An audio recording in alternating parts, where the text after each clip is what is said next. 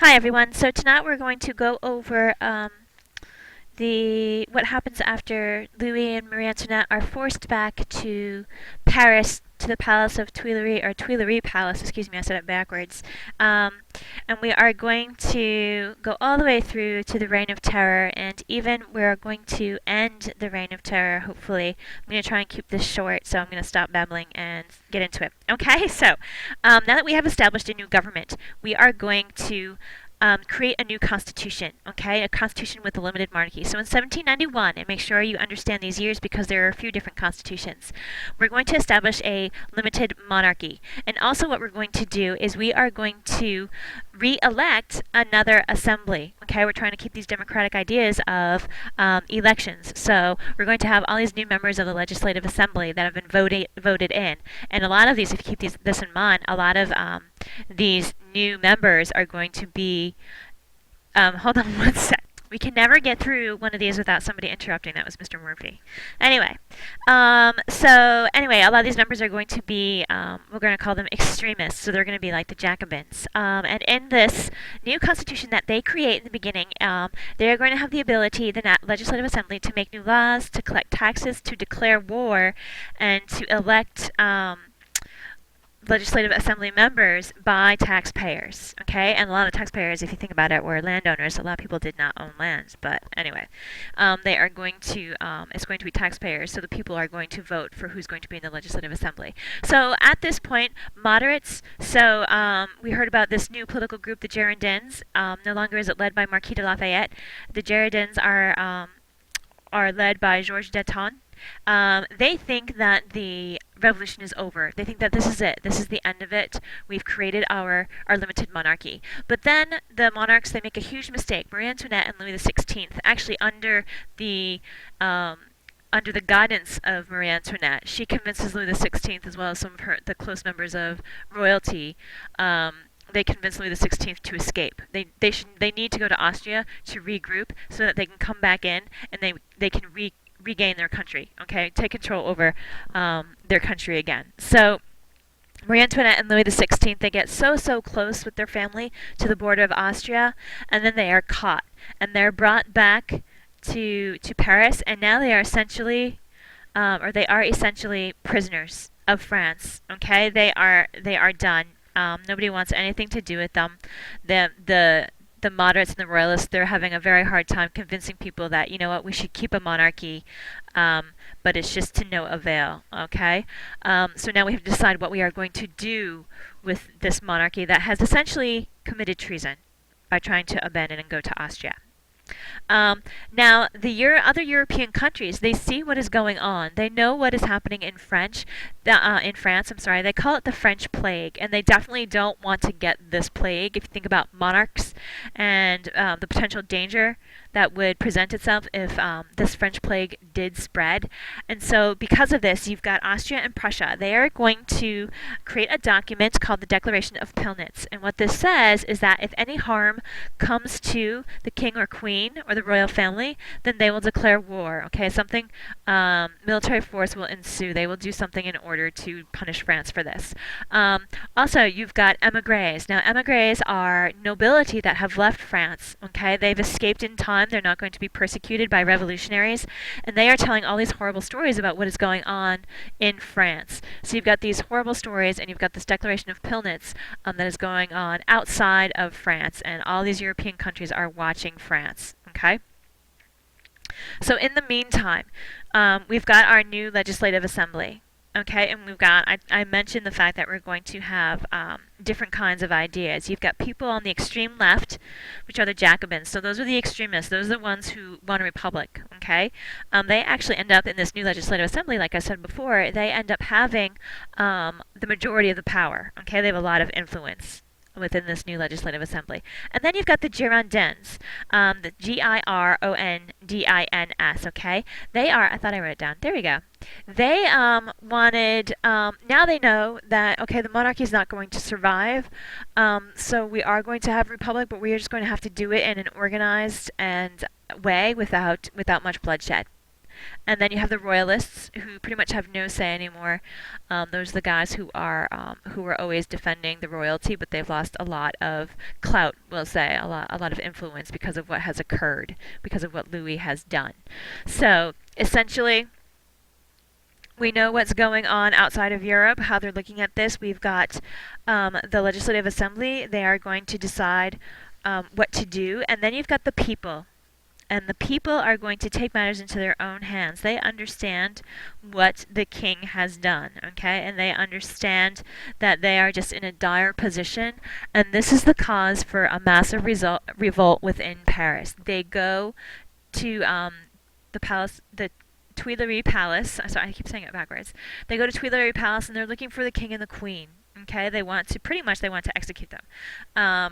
There are all these riots going on. Nobles are being murdered. Clergies are being murdered. We saw some of the film and the movie talking about this. Thousands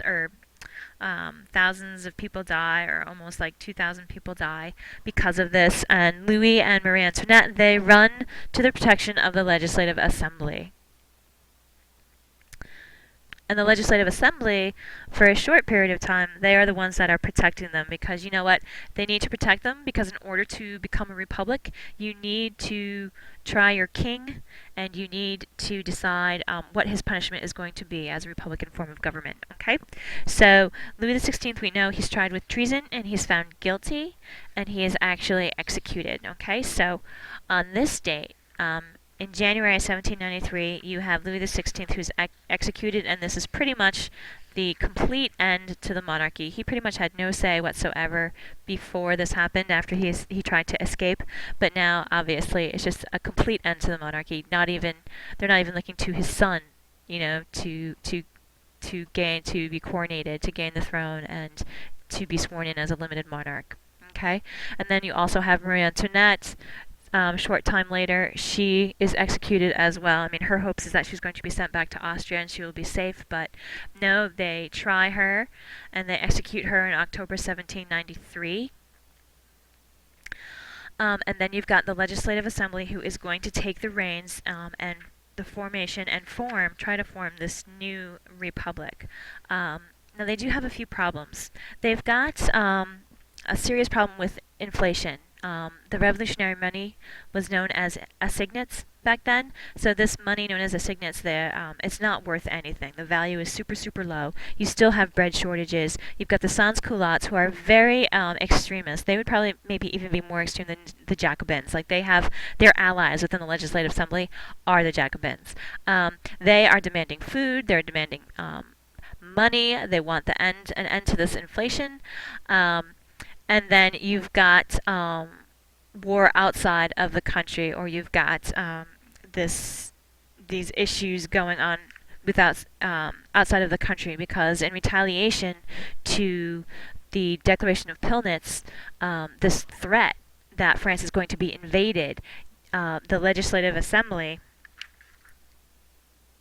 is going to declare war on Austria. They're going to declare war on Prussia. And then eventually they're going to even declare war on Britain. So they've got these internal problems and they've got these external problems. They end the control of the Catholic Church, and they create this, or Robespierre is actually responsible for creating this idea of the cult of reason. You're going to use reason. It's not, left up to God and this religion. You're going to use reason to make decisions. And this picture, actually, he goes completely off the deep end. He's super paranoid. This happens a little bit later before they execute him, as he creates this holiday of worshiping the supreme being, and he actually creates this fake mountain, and he hikes up to the top of this fake mountain. He's dressed in like a toga, and he presents himself as this supreme being, or at least the supreme being is supposedly a woman. They use a woman to represent it. He is like this, the connection between the people and this goddess of reason. So, like I said, that's about the picture. This happens a little bit later, but this is the time period where they start thinking about the cult of reason, and they start using the ideas that would establish this cult of reason. They get rid of the church completely. They turn the weeks into 10-day weeks. They get rid of the months. You never know when Sunday it was or is, because you've got these 10 days, so nobody can worship. Clergy loses all control. They're stripped of their titles. They're stripped of their land. So it's really like the streets are renamed to different, like Citizen Avenue, or there's one that was like Louis the 16th something or other, and they changed it to Equality Lane. So it's just all these different things are occurring during this time period, and everyone is known as citizen. You can't be referred to as Mademoiselle or Monsieur. Now it's citizen. So they've made a few changes. They want to completely wipe out the whole idea of monarchy, and whatever is associated with monarchy they want to get rid of. Okay, so you've got this Committee of Public Safety. Oops, sorry.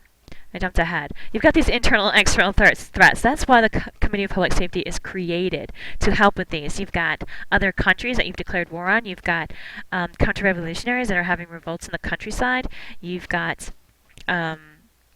emigres that are escaping left and right. Okay, so you want to preserve the revolution because you want to continue this creation of a republic of virtue, and you've got these external problems. So what you are going to create is this Committee of Public Safety. It's a 12-man membership, and it seems they have pretty much complete control over France. They can do what they want. They recruit soldiers to fight on the borders. They execute thousands and thousands during the Reign of Terror. They're actually responsible for executing about 40,000 people. And if you look here, if this guy looks familiar at all, up in the corner, this is Georges Danton.